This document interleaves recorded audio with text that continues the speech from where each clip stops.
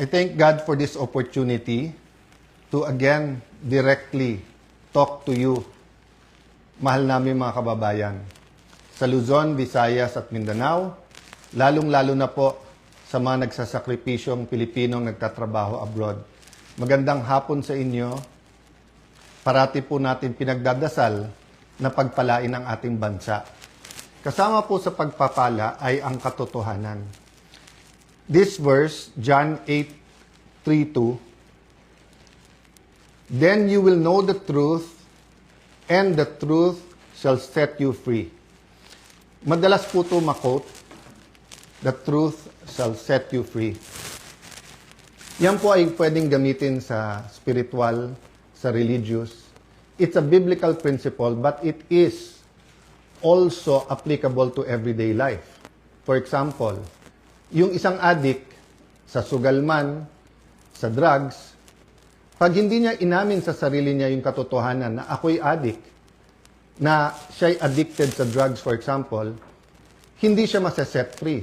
Hindi magkakaroon ng pagbabago. Lies continue to enslave us. Truth set us free. So today, I'm here to tell you some fundamental truths about what is happening in the Senate and in our country. Let me start with the May 11 change in leadership and also on the walkout by the minority. In both cases, may objective. Nung May 11, kaya pala nandun yung NBI, kaya pala pinapasok ng mga nasa majority noon at nasa minority ngayon, ayaw nila magkaroon ng palitan ng leadership. Ang sinabi nila na hindi katotohanan ay dahil daw to sa impeachment. Pero yung pala, ito'y tungkol sa maraming bagay, kasama po na magkaroon ng independent, impartial impeachment, but also, ayaw na magkaroon ng hearing sa Blue Ribbon na kung saan lalabas ang buong katotohanan. Marami pang ibang issue na sa mga susunod na araw ay pag-uusapan. We're listening to you, we hear you, na ang pangunahing issue ay trabaho, ay kita, ay ang taas ng presyo, yung araw-araw na kabuhayan ng ating kababayan.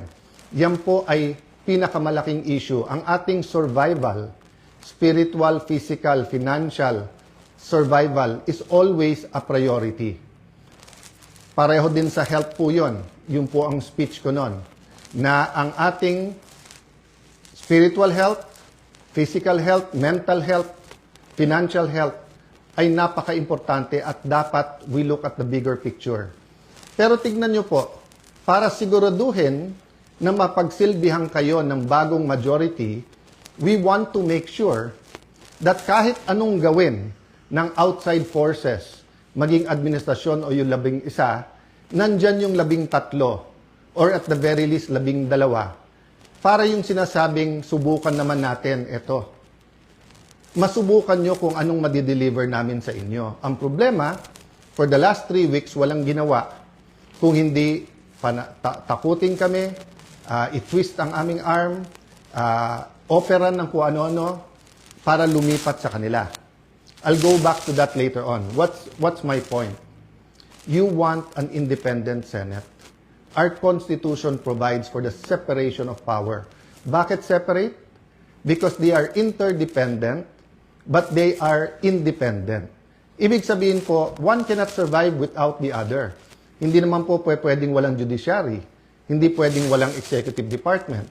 Pero hindi naman po pwede po na executive department lang at puppets lang po ang nasa judiciary or in this case, the legislature.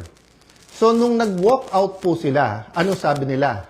Na utakan ang majority, na gamit ang rules ng minority. Ang sabi nila, master ang play ni Senator Tito Sotto dahil alam niya yung rules. Ayaw po nila na magkaroon ng online dahil sa bibig na rin nilang nanggaling. Sabi nga nila, ang isda sa bibig ng gagaling, may ikukulong daw. Bakit nila alam yung timing sa kulong?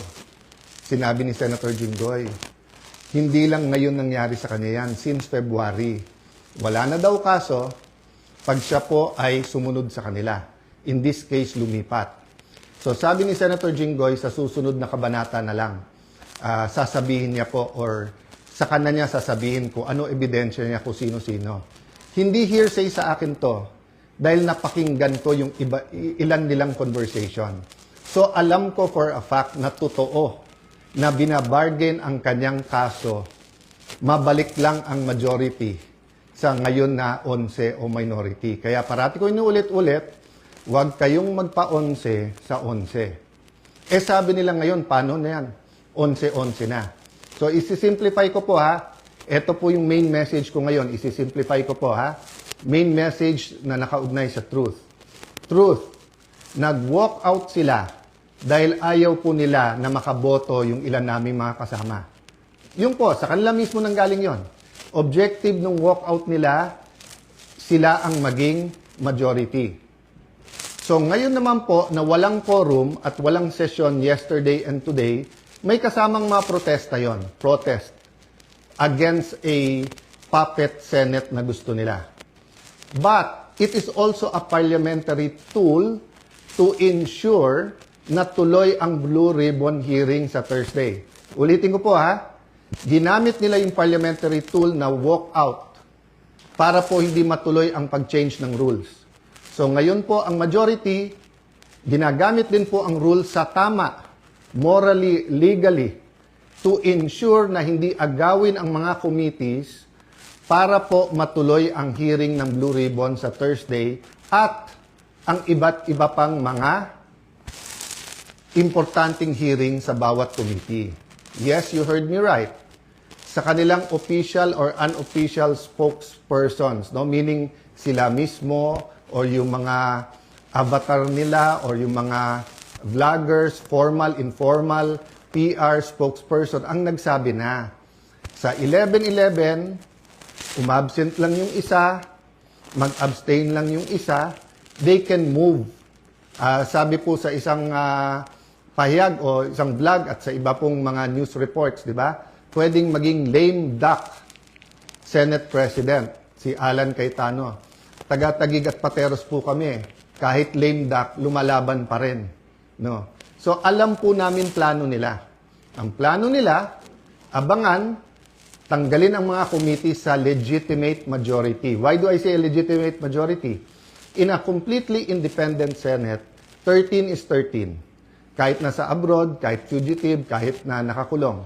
In a democracy, you cannot say, I love democracy. Tapos pag minority ka, gusto mo, ikaw masunod. Pag minority ka, you have a moral influence to try to influence the majority. But you cannot supplant your decision for the decision of the majority. We have the majority. 13 elected senators out of 24. Actually, 14 kami na pressure nila yung isa. In the future, I can show you paano siya tinakot and I can show you kasama talaga namin. Ang problema nga tinakot at ang pagpihit ngayon pagkakulong ni Senator Jinggoy ay ginagamit nilang panakot sa iba. Don't get me wrong, ha? I'm not blaming the Sandigan Bayan or the law or legal processes. I'm saying later on it will be revealed that they abused the Blue Ribbon Committee, they abused, di ba, yung paggamit sa investigation ng DOJ at Ombudsman. I won't go there right now because I want everyone to fully understand the situation. The situation now is that we want an independent impeachment. Magaganap po yan. Walang mga scheme, sinister plot.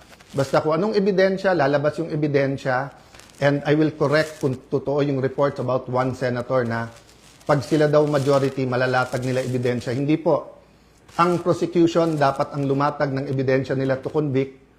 Ang defense ang dapat lumatag ng ebidensya nila para ma-acquit. Ang senator judges ay dapat mag-examine ng mga ebidensya. Okay? So, in accordance with the rules, and there are rules of evidence, so people will be able to judge us. So that's one important thing, the impeachment. The other important thing is yung ekonomiya natin, presyo. So in the next few days, we will be announcing to you the hard work that we're going to do in the different committees to help address inflation, to help address ang problema sa production sa agriculture, to help address yung mga walang pera sa pagpapagamot. After summer, pasukan. To help address the problems of K-12, to help address the problem ng mga gustong mag-aral, hindi makapag-aral. There are many, many other problems in between that. Sa kabuhayan, marami sa ating mga kababayan sa Middle East may problema sa trabaho or sa kita. Marami sa ating importers sa taas ng dolyar ngayon, nahihirapan. So napakaraming problema. But if we allow the flood control issue, the biggest corruption issue in our history, to go unchecked, let me throw you this question. Alam niyo na ba kung ano talaga ang scheme o scam sa flood control?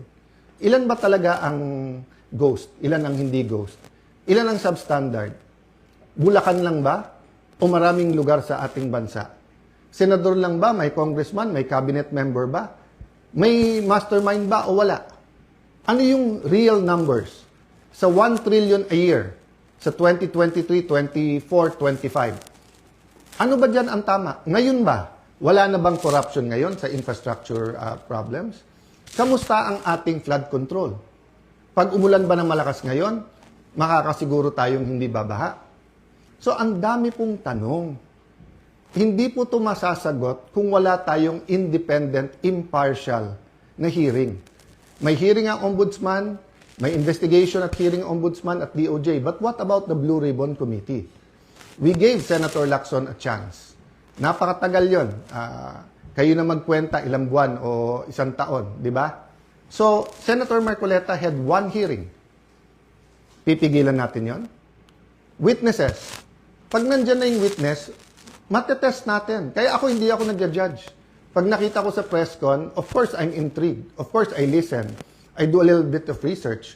But until matesting yan sa cross-examination, dun pa lang ako maniniwala at ibabalandra ko po yan or isa side-by-side ko sa mga existing na ebidensya. So again, ulitin ko po ha, kailangan tignan po natin nangyayari sa Senado sa mas malaking konteksto ng katotohanan.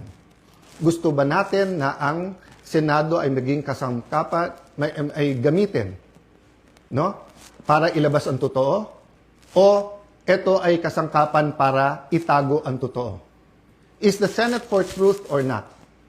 Now, it's quite unique if you say that the number now is 11-11. So, what's important for me is we don't have a puppet or dependent Senate. And what's important to me is that on Thursday, matuloy ang Blue Ribbon and tumuloy-tuloy yung iba't ibang mga committee. So, we will keep you updated. There are many questions, there are many issues. Sa mga kapatid natin sa media, send your questions sa akin, MRO. This afternoon, I might answer some. If not, tomorrow, Thursday, Friday, I will be answering one by one all of those questions. But for today, I want us to all ask, hindi ba when we passed the 1987 Constitution, ang isang basic principle doon, katotohanan? Di ba nung nagkaroon ng EDSA 1 at 2, katotohanan? Pinakamalalaking skandalo sa buong mundo, Watergate. It's about truth, katotohanan. Ngayon, lahat ng propaganda sa Iran, sa Israel, sa US, presyo ng langis. Hindi ba ang isang issue dyan, katotohanan? Ano ba ang truth tungkol sa lahat na to? Ang corruption sa ating bansa ay hindi mabibigyan ng lunas kung walang pagbabago. At walang pagbabago kung hindi tayo magsisimula sa katotohanan. So I challenge all senators, both from the minority and majority, what's more important to us? Position, wag mabanggit yung pangalan natin, wag tayo makasuhan, malapit tayo sa administrasyon, 2028 may ambisyon. If you say you love the country, then why not fight for it? And you know, you may say a lot of things about Senator Jinggoy. You may talk about his past. But I will reiterate, I am a witness. Narinig ko yung mga offer sa kanya. Wala ka ng kaso, wag ka lang kakalas. Nung una, wag ka sumama dyan kay Senator Loren. Ngayon naman, kumalas ka at join the minority. The minority senators knows this. So stop lying. You know this. Some of you are using it in talking to us. O, sabi ko naman sa inyo, no? Pumili tayo ng 13, I'm ready to go anytime, any day. Basta't may 13 na. Show me 13, wala nang problema. Ang pakiusap ko lang, let that be 13 that are fighting for the truth. So that the truth can finally said, the truth can finally set all Filipinos free. God bless you. God bless the Philippines.